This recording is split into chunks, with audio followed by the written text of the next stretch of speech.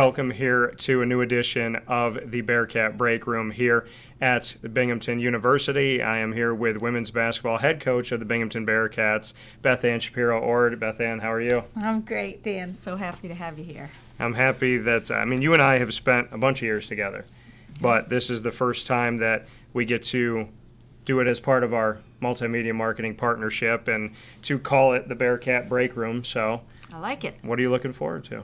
I'm looking forward to, just more people finding out about us, and, I think it's going to be a great partnership of, really hitting some other markets. And for you, you've done so much work here at Binghamton, and your passion is tangible from what I've seen. How have you seen yourself grow, and how have you seen that passion kind of bring things to life, so to speak? That passion be a seed, maybe, for some plants? What have we seen grow here at Binghamton? Well, I love that you said that, because one of our hashtags this year is plant the seeds. And, it does take time. My second year, we had one of the best, we had the best record in the history of Binghamton.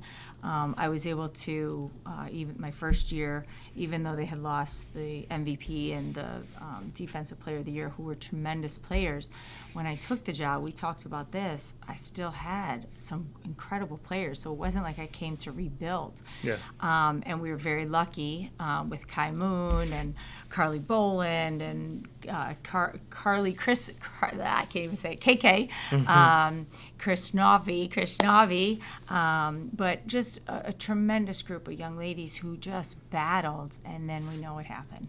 COVID hit, which who'd have thunk, right? Who'd have thought about that? But as we've moved forward, the mindset is the same thing. We wanna make history again. We wanna, you always want to go somewhere and make things better. Yeah. And I feel like we bring in great kids. The work ethics here, the chemistry, they're all a great group, and we just got to keep building on it. Like you said, having that success and then going through COVID, which caused a fork in the road for so many programs. How have you battled back from that, and where have you seen, like you said, when it's plant the seed and the hashtag that you used, of everything that could be negative from COVID, what have been some of the positives that have come out of it? Definitely learned how to pivot with practices. Sometimes we'd have to work with, 6 players, 7 players, 8 players. So working practice, doing just different things, coming up with different ways, and I have a tremendous staff. But really just, sometimes you just gotta change things, and you gotta go with change. You try to be the best that you can, but just continuing to build. And, Lavelle and I were just talking about the last time we got to host, and I was like, wait a minute, was it 1920? It was right before COVID.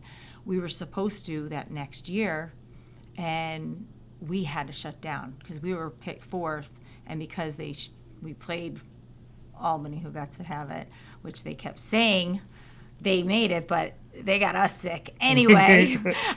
So we got shut down right before conference tournament. Yeah. So we would have hosted then too, which would have been awesome. A little setback, but we're hopeful that we're working real hard and we're playing much better basketball, that'll happen. And when you look at this program and the passion that you've had for it, you and I have spoken about your road and so many places that you've been. Now that you've had an ample amount of time in Binghamton, how does Binghamton University, where do they stand, and what does this chapter kind of feel like now that you can put it up against so many other wonderful stops that you had? Well, the nicest thing, the best part about Binghamton is family. Yeah. And that's why I came back east, to be close to my mother now, and to have that opportunity to be around with her, with helping my dad. But it's so much nicer that she can just jump in a car and be here, or I can go see her, and my brothers and sisters are really close as well. But the community here, it's all about family, and that's what I'm about. So that part has been wonderful, and I've worked at some incredible places, and I've always found great things. Like, people always ask, like, what was your favorite stop? What was your favorite place?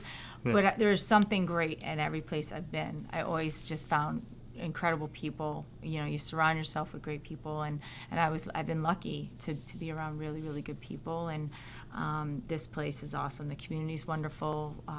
You know, Harvey, our president, Harvey Stenger, has been incredible. He texts me after wins, and he checks in as well.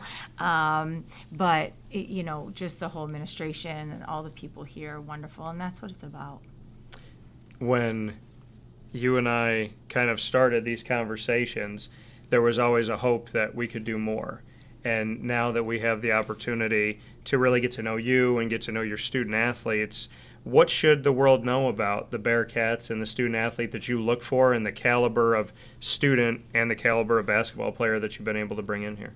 Yeah, it's it definitely has to be a balance, because it is a very high academic school. So you have to have that, you know, foundation. You have to want to work hard in the classroom. We have kids that are very like-minded, you know, work hard in the classroom and work hard on the basketball court. And also we have a little fun too. You know, they're all different, very, very different young ladies. And they all come in here, and just, you know, when we say family first, we talk about, you know, culture and the way we want to play and the way we want to be in the community. And I think that has been such a big, strong part. And I just want high character kids that want to come out and work hard.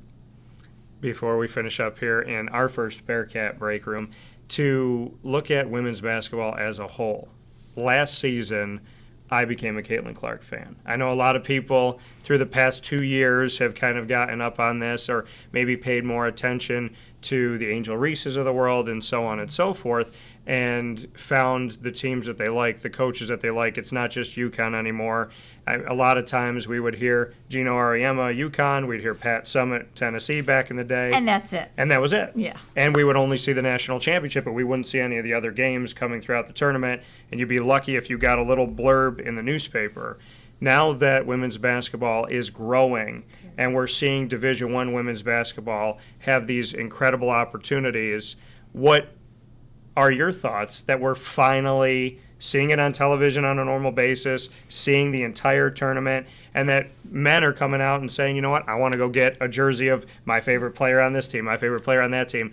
I think Caitlin Clark has the most expensive autographed card ever. One of her cards is $76,000 right now. Wow, that's incredible. So just what all of this means? I think it's great for women's basketball, or for basketball just in general, because women play, you know, just as hard, and they work really, really hard. Growing up, I didn't know anything about women's basketball because I always had to play with the guys, because it was way back in the day.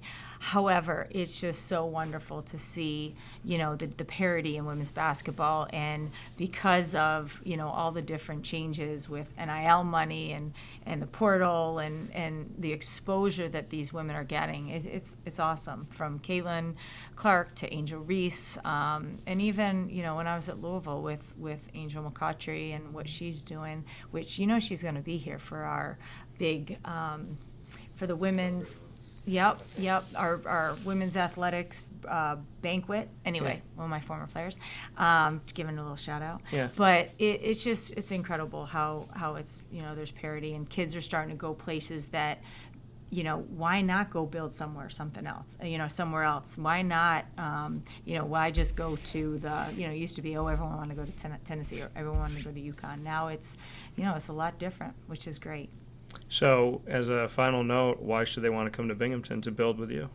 Because we have a great school, first and foremost. We have great people around you. We have one of the best facilities. I don't care where you're at. I mean, in the Northeast. And the fans are great.